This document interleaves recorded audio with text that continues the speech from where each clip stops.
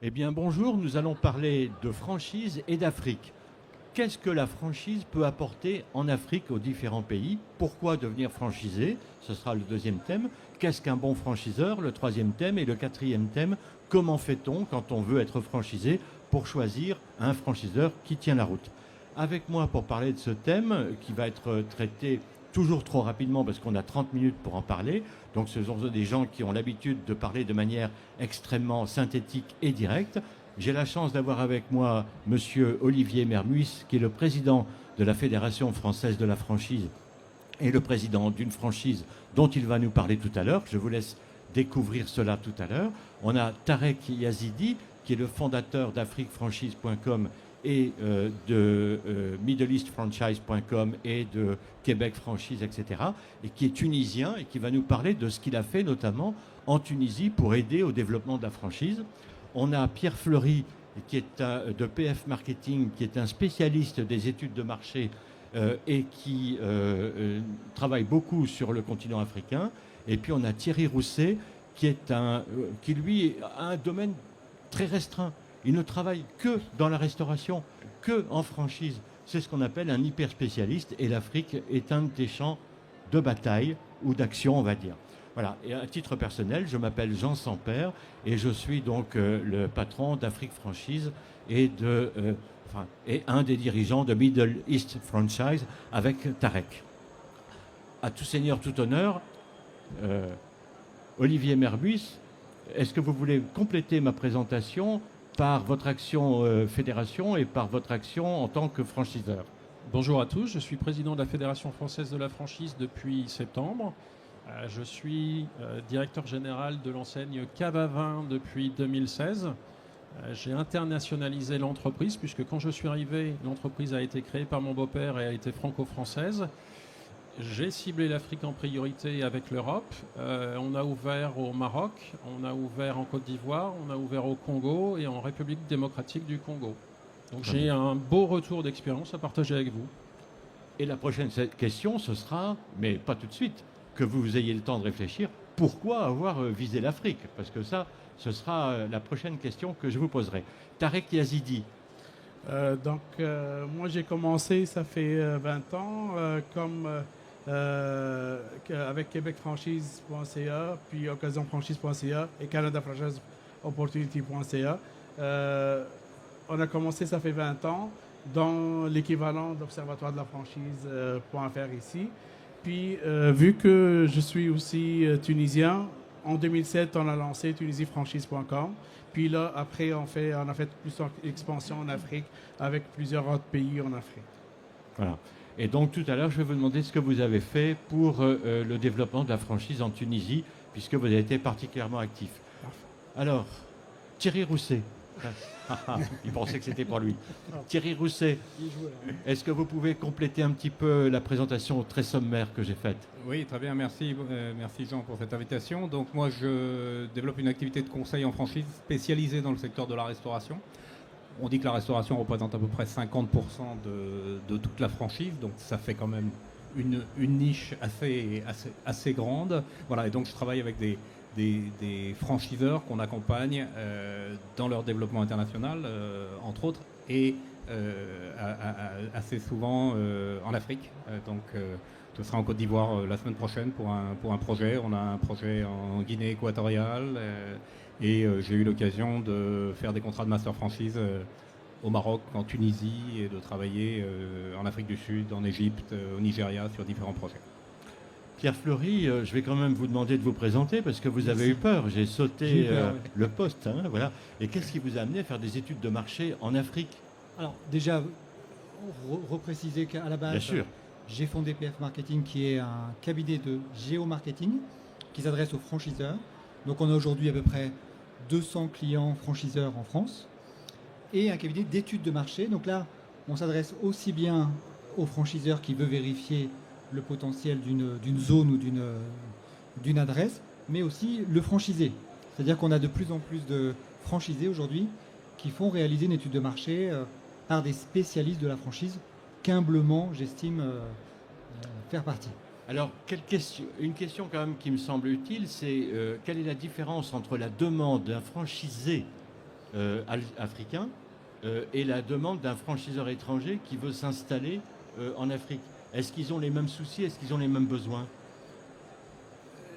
Fondamentalement, oui. Le but, c'est de savoir est-ce que le potentiel existe? Est-ce que la demande existe? Simplement, les contextes varient fortement entre l'Europe et l'Afrique. L'Afrique, ce n'est pas non plus une réalité. C'est autant de réalités qu'il y a de pays, voire même plus.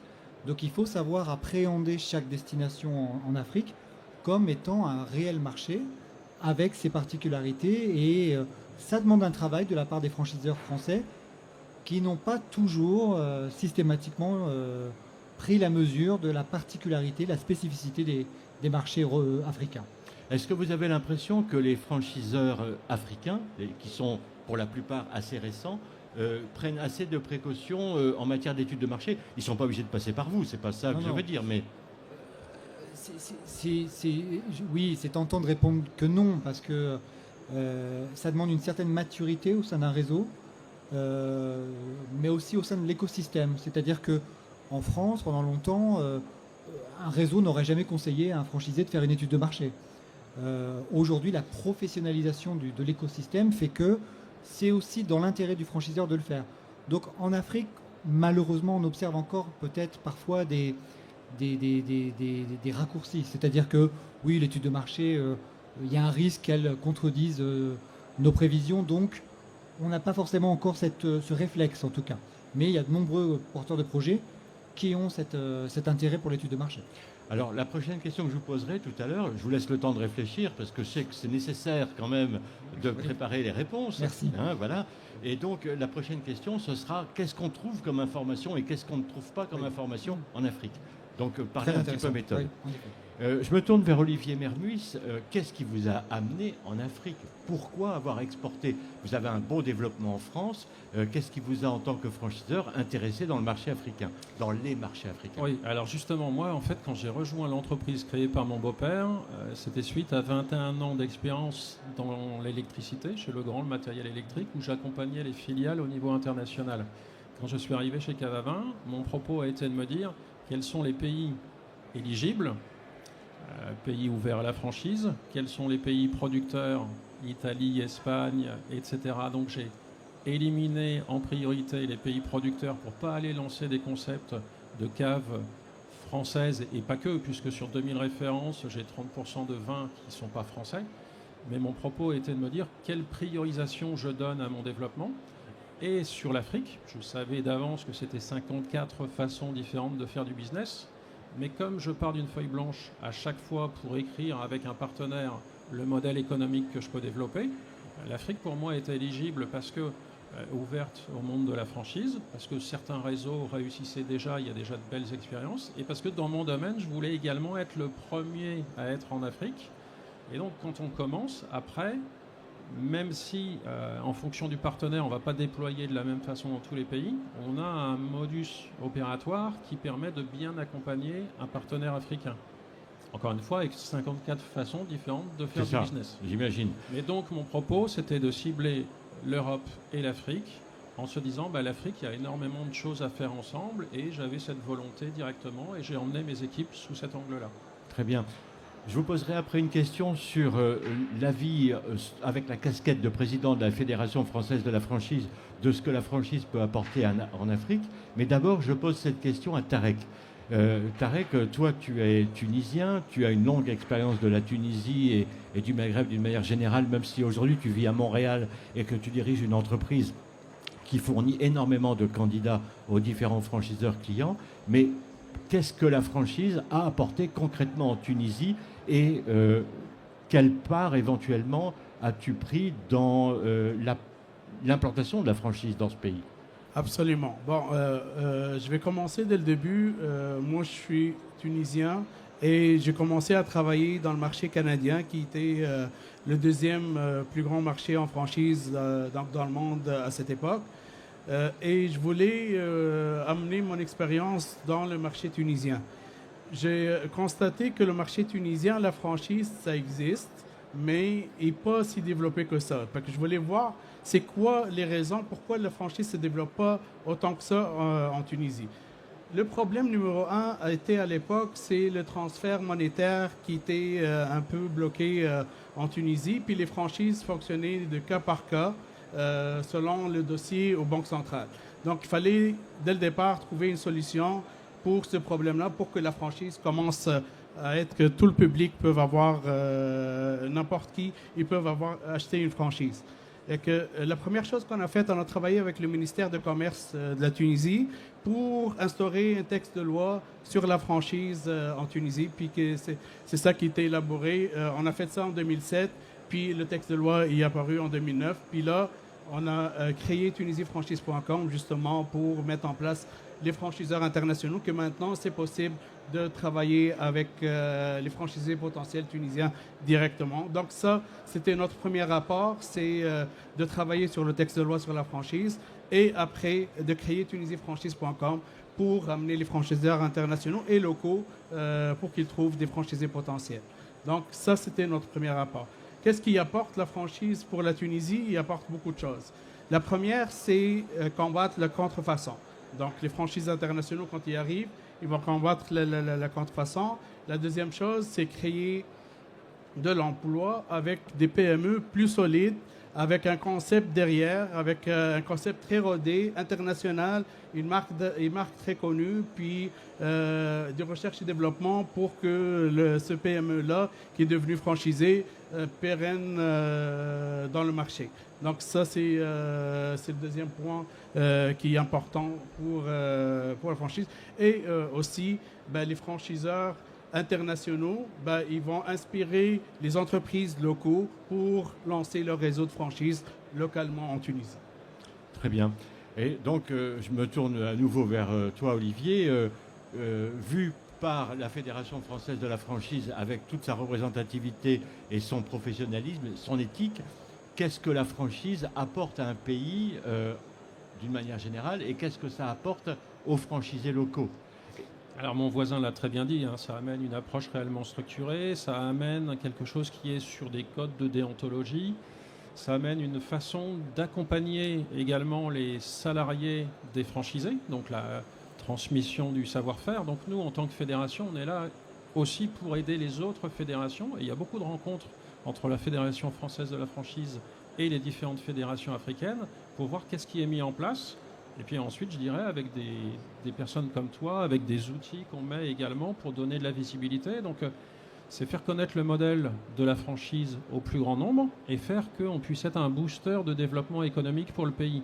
Donc, expliquer que la franchise va permettre d'oser plus vite en étant mieux accompagné avec les bons interlocuteurs et que nous, on nous adapte aux contraintes et conditions du pays, douanières, documentaires, etc., mais qu'ensuite tout l'opérationnel soit bordé avec un certain niveau de qualité et que ça amène ensuite pour le client un service au client, un niveau de qualité de ce qui est vendu au client qui soit au bon niveau. Alors, moi, je vais me tourner maintenant vers Mamissa Poindron qui va nous rejoindre. Et donc, Mamissa Poindron, c'est la seule des 3 personnes que j'avais invitées qui a eu son visa. Donc, bonjour. Elle va. Alors, bonjour. Mamissa Poindron, c'est une société en RDC, donc au Congo, et qui travaille dans la structuration des entreprises, dans l'accompagnement, dans la professionnalisation. Et donc, elle travaille dans une entreprise qui s'appelle Tax. Et je vous laisse le temps de vous installer. Je reviendrai vers vous pour que vous puissiez vous présenter.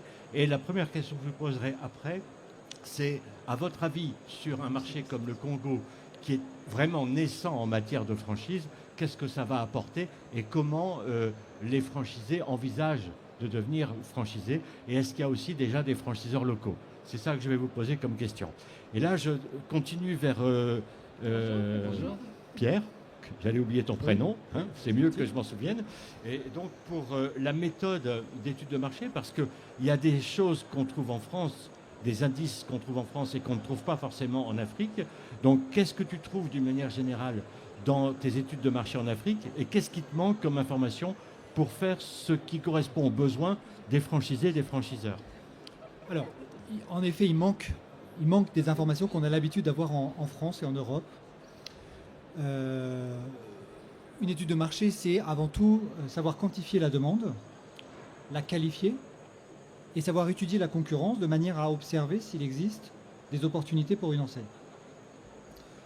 On s'est peut-être un peu trop endormi, nous, sur les marchés occidentaux, et reposé sur les datas. Je pourrais donner de nombreux exemples d'enseignes, et nous-mêmes, d'exemples dans lesquels on se repose trop sur la donnée, et peut-être qu'on s'est éloigné d'un certain bon sens.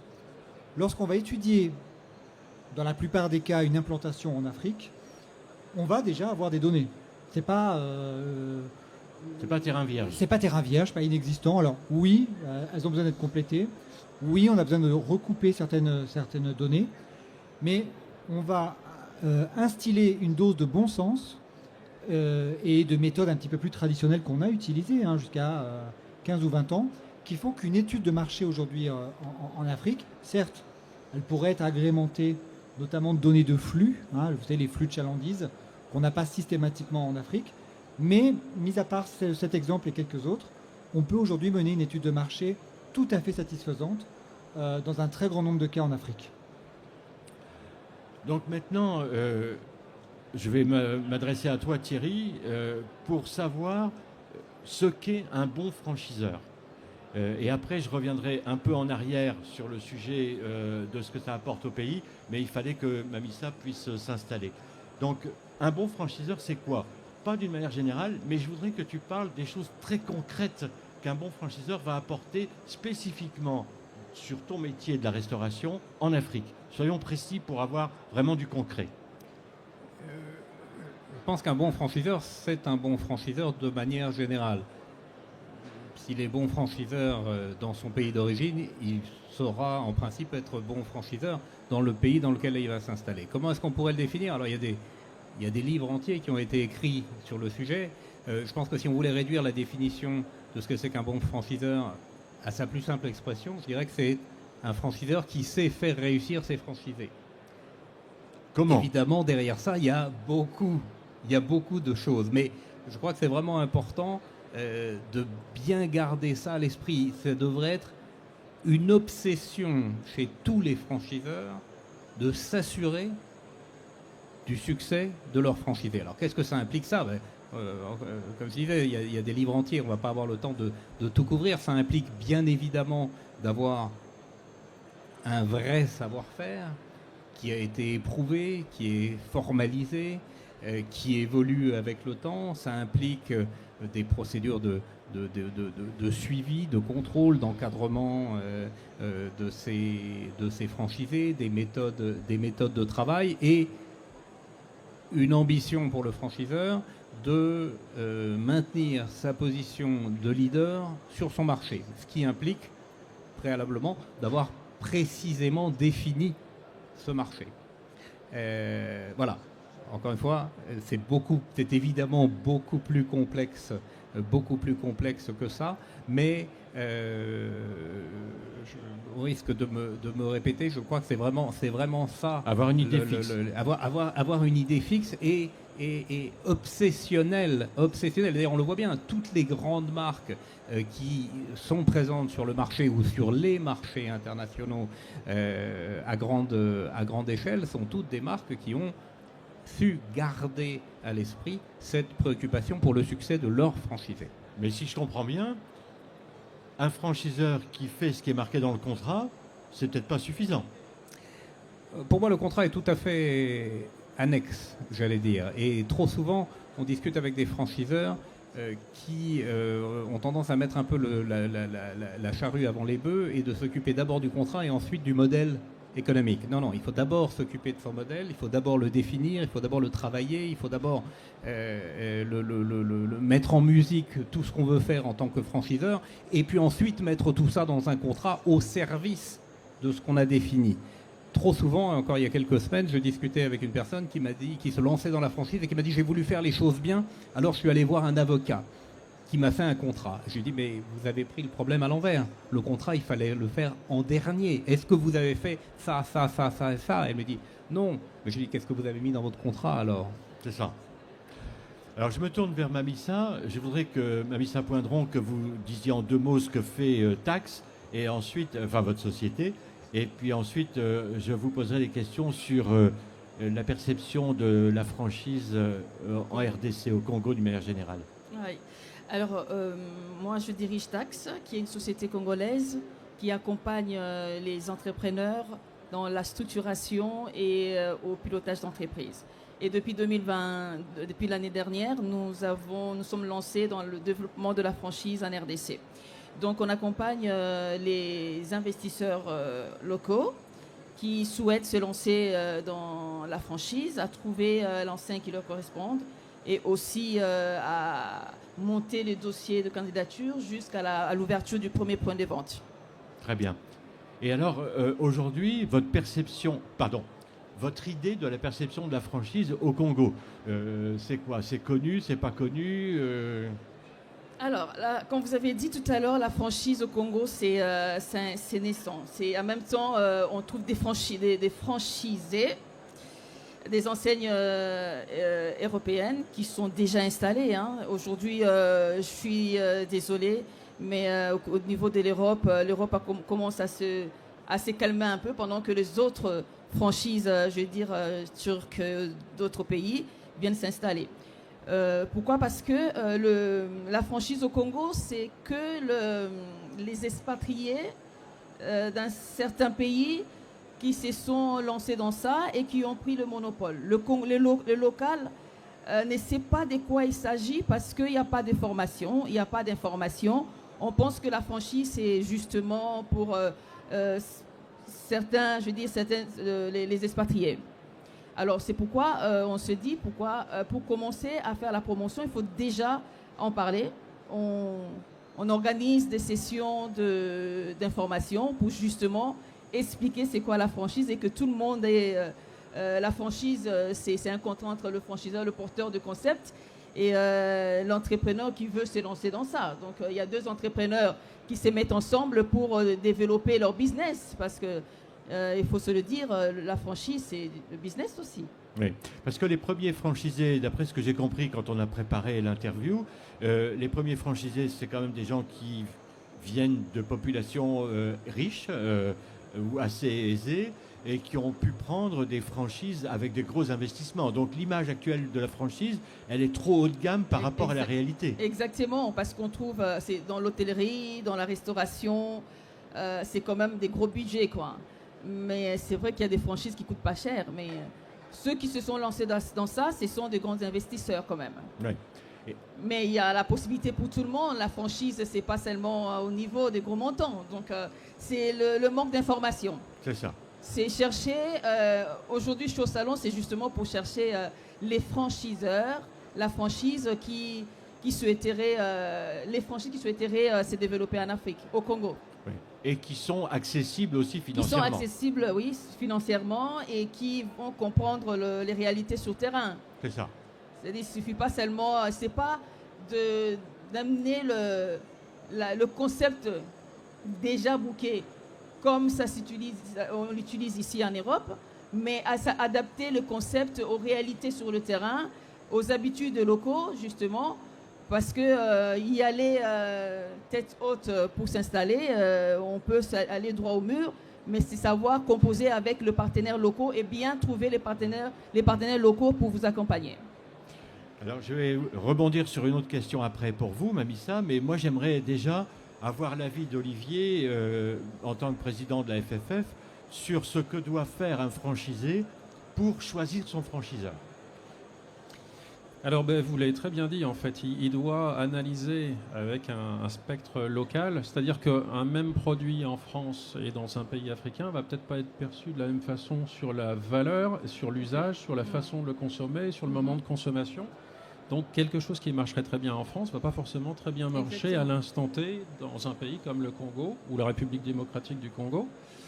Donc, la question à se poser, c'est: je choisis par rapport à un secteur d'activité qui va peut-être faire de la synergie avec d'autres secteurs d'activité déjà installés. Nous, en l'occurrence, dans le vin, si on est à proximité d'autres métiers de gastronomie, forcément, il y a des clients qui vont aller naturellement à cet endroit-là. Donc, les études qu'on va faire après pour trouver le potentiel, elles vont amener plus de potentiel.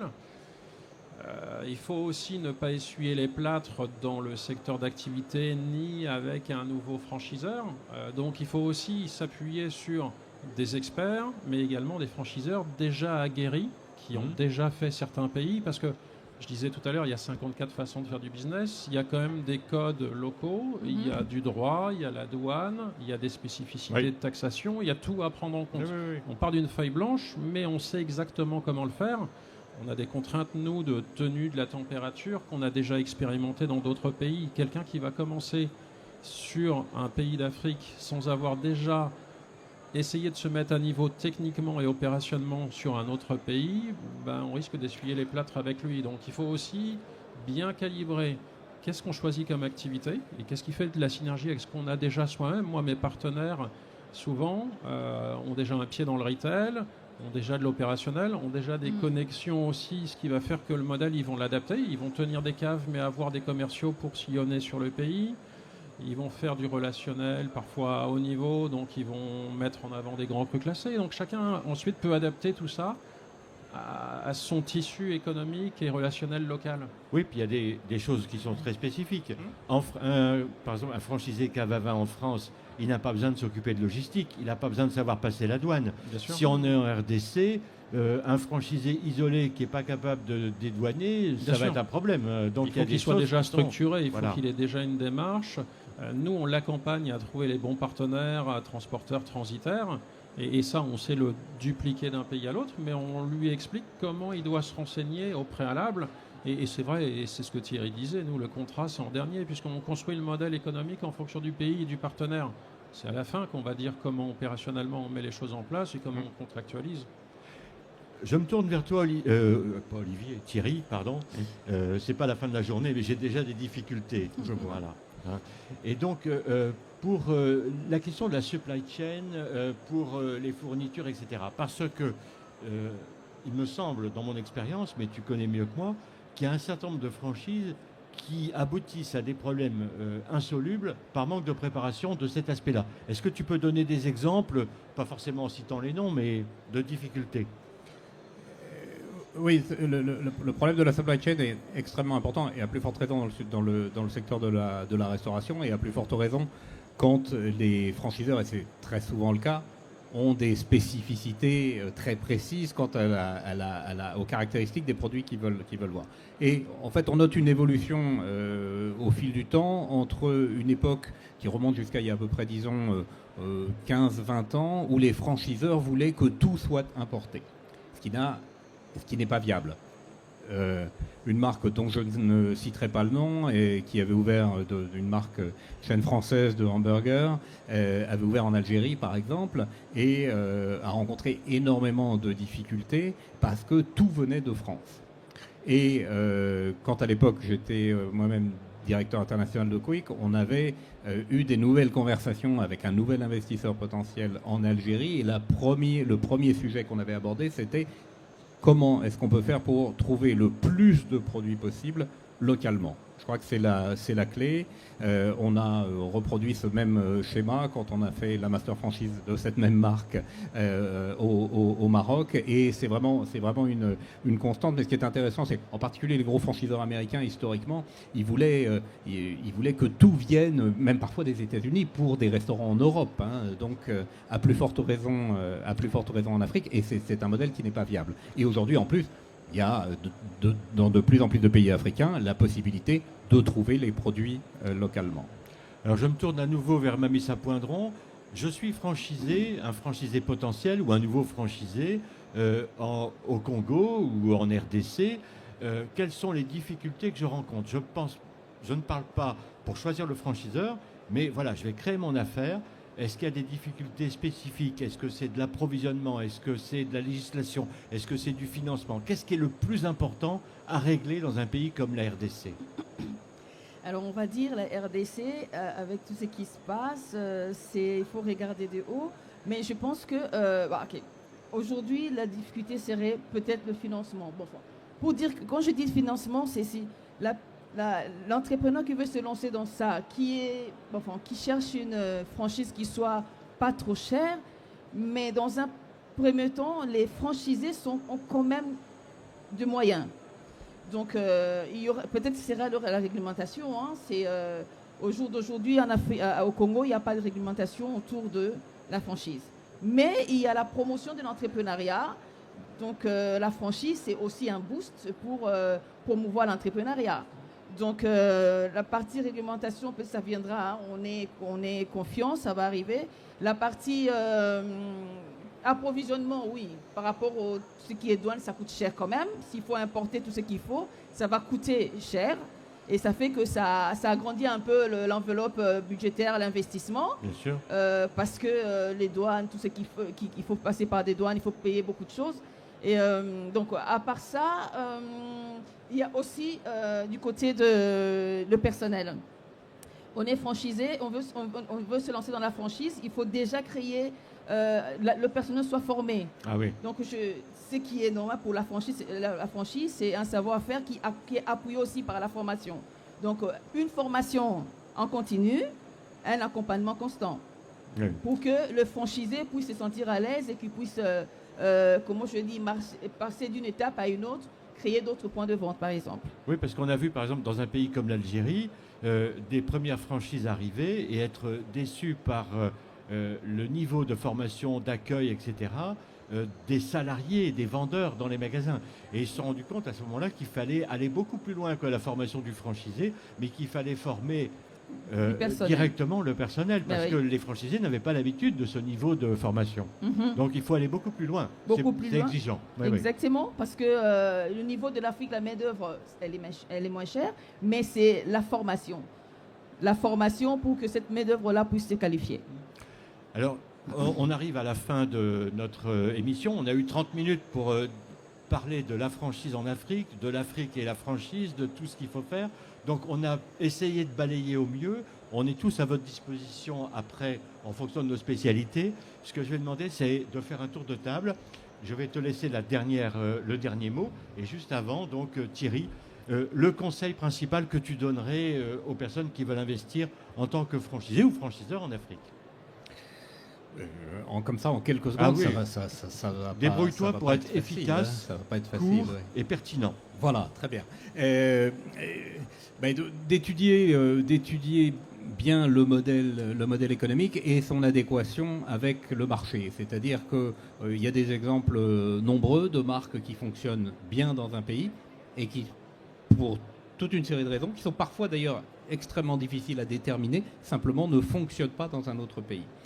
Alors malheureusement, la seule manière de le savoir, c'est de tester. Ça veut dire d'engager l'ouverture du premier point de vente. Mais on peut quand même faire un travail préalable pour essayer d'affiner au mieux et de s'assurer autant que faire se peut que le modèle est adapté au marché local. Et moi, du coup, comme tu parles de tests, on ne peut pas faire des tests et avoir oublié complètement les modalités de sortie. Parce que si le test ne fonctionne pas, Absolument. ça veut dire que dans l'accord initial, il faut déjà qu'on ait prévu. Absolument. Si ça ne marche pas, on sort comme ça. Absolument. C'est extrêmement important. Absolument. Et souvent, c'est oublié, on est d'accord. Et souvent, c'est oublié. Absolument. Absolument. Pierre, ton mot de la fin. C'est pareil, c'est difficile de synthétiser, mais je dirais que le potentiel en Afrique est énorme, qu'il n'est pas encore forcément suffisamment exploité aujourd'hui par les enseignes européennes.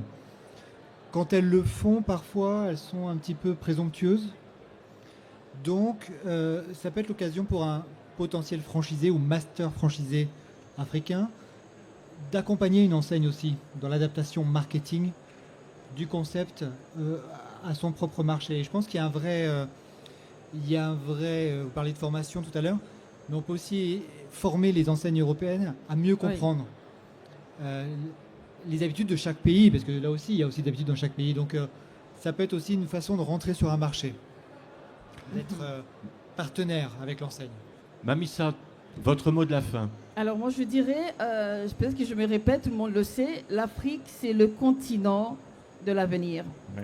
Et la RDC, c'est 100 millions de clients potentiels, de consommateurs pour la franchise qui sont avides de qualité et de l'innovation. Je vais juste dire oser la RDC, tout simplement. Ça me paraît bien. Et c'est valable pour d'autres pays aussi. Exactement. Je te laisse le mot de la fin de la fin. La franchise, c'est avant tout l'humain. Et pour moi, ce qui fait que ça peut fonctionner, c'est de bien se rencontrer au préalable et de construire le projet ensemble. Donc quand on veut se développer avec n'importe quel réseau, dans n'importe quel domaine d'activité, il faut aller voir comment ce réseau fonctionne en France, son siège, voir comment il fonctionne au siège, quel est le support donné par les équipes, les valeurs de l'enseigne, sa transposition et comment on doit travailler un projet comme ça ensemble. Et ce que je vous dis est vrai de tous les pays et pas spécifique à l'Afrique. Je fais systématiquement venir les futurs partenaires au siège pour les rencontrer. On ouvre le capot, on montre le moteur, on montre comment on fonctionne. Ils voient au quotidien une équipe, comment elle fonctionne. Ils restent au moins 3 jours chez nous. Et après, on va former leurs équipes. Ils viennent forcément chez nous et ensuite, on va les accompagner sur le déploiement localement. Et il y a un programme de formation et de formation continue et de back-office avec des outils très pointus, des fiches produits, tout ce qui va bien, des visios qu'on peut faire du point de vue opérationnel dans le magasin. Et tout ça, c'est avant tout de l'humain et de savoir comment on va travailler ensemble. Et je ne sais pas, un Congolais ne va pas me demander la même chose qu'un Néerlandais sur la façon de faire du reporting de business ou du suivi de performance. Donc tout ça, c'est humain et ça se travaille au préalable et de se dire comment on va travailler ensemble. Et moi, je conclurai en vous remerciant, premièrement, et deuxièmement, en vous disant à tous, il existe une série de sites Internet qui donnent une information extrêmement intéressante pour les futurs franchisés et les futurs franchiseurs, avec des webinaires, avec des formations, avec des articles de fond, avec aussi de la publicité pour les franchiseurs qui cherchent à se développer en Afrique. Ces sites, c'est afriquefranchise.com, sénégalfranchise.com, Côte d'Ivoire-franchise.com, Maroc-franchise.com, etc., dans les différents pays. Allez-y, il n'y a pas aujourd'hui de source d'informations plus complète sur la franchise, de cours plus complets, gratuits sur la franchise, et des gens comme Mamissa, comme Monsieur le Président de la Fédération française de la franchise, Pierre Fleury, Thierry et moi, nous participons aussi à des formations de futurs franchiseurs, de telle manière qu'on n'oublie pas que la franchise, ça n'est pas que des étrangers qui viennent dans un pays africain, c'est de plus en plus, comme sur tous les autres continents, des franchiseurs locaux qui s'inspirent de ce qui se fait à l'étranger, qui s'inspirent des étrangers qui viennent dans leur pays et qui créent leur propre concept avec, il faut admettre, 2 gros avantages, la connaissance de la culture et l'adaptation au prix. Je vous remercie de votre attention, c'était un plaisir de vous avoir. Merci Merci beaucoup. Merci. Merci.